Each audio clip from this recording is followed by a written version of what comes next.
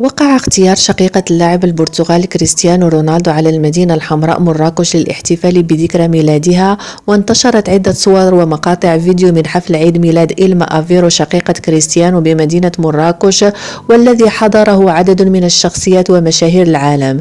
وظهرت إلما أفيرو في مجموعة من الصور بجانب والدتها وصديقتها مصممة الأزياء الراقية المغربية إحسان عبد السميع.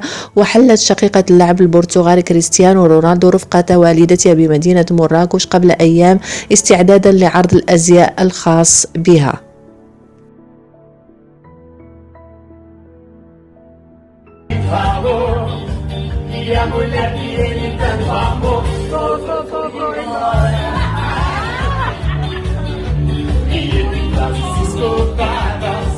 Ele dizia assim na sua